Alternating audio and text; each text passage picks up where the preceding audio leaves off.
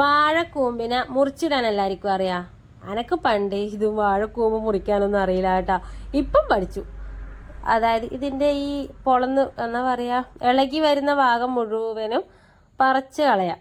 അതിനുശേഷം നമുക്ക് നന്നായി കഴുകിയെടുക്കുക. എന്നിട്ട് വെള്ളത്തിൽ ഇങ്ങനെ കൊത്തി അരിഞ്ഞിടുക. അത്ര തന്നെ.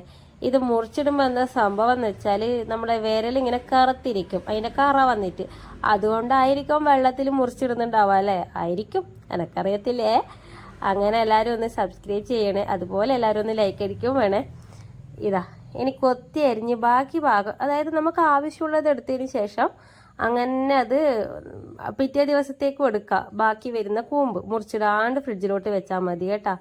ഇനി നമുക്ക് പരിപ്പ് എടുത്തിട്ട് കഴുകിയിട്ട് അതിലേക്ക് കുറച്ച് വെള്ളം എടുത്തിട്ട് കുക്കറിൽ ഒരു 2 വിസിൽ മതി. അപ്പോഴേക്കും വെന്ത് കിട്ടും. അപ്പോഴേക്കും നമ്മൾ വേറെ എന്താണ് ചട്ടി അടുപ്പത്ത് വെച്ചിട്ടുണ്ട്. ഇനി നമുക്ക് കൂമ്പിൻ്റെ അകത്ത്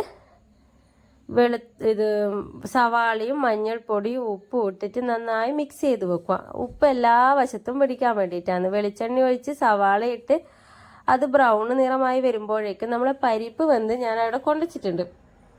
ഇനി വറ്റൽ മുളക് ഇട്ടിട്ട് ഈ എരിവിനായിട്ട് നമ്മൾ ഈ വറ്റൽ മുളക് ഇടുന്നില്ല. ചിലവർ കുരുമുളക് ഇടുന്നെല്ലാം പറയുന്നതിന് ഞാൻ ഇട്ടിട്ടില്ല കേട്ടോ. ഇനി അത് നന്നായി വാടി വരുമ്പോൾക്ക് കൂമ്പും ഇട്ട് പരിപ്പും ഇട്ട് നമ്മൾ തേങ്ങയും ഇട്ടിട്ട് അത് വേവിക്കുക. ഈ തേങ്ങ അവസാനം ഇട്ടാൽ മതി. കൂമ്പും പരിപ്പും കൂടി നന്നായി മിക്സ് ആയതിന് ശേഷം നമ്മൾ തേങ്ങ ഇട്ട് കേട്ടാ. ഇനി തേങ്ങ ഇട്ടിട്ട് അതൊന്ന് ഉപ്പുണ്ടോ എരിവുണ്ടോ എല്ലാം നോക്കി റെഡി. ഞാൻ ഇപ്പോഴാണ് പരിപ്പ് ഇട്ടതല്ലേ, കുറച്ച് ദിവസമായി വീഡിയോ എടുത്ത് വെച്ചിട്ട് മറന്നുപോയതാണ് കേട്ടാ. അപ്പം നല്ല ഉപ്പെല്ലാം നല്ലോണമല്ല, പാകത്തിനുണ്ട്. അവസാനം കുറച്ച് വെളുത്തുള്ളിയും കൂടി ചതച്ചിട്ടാൽ കെങ്കേമം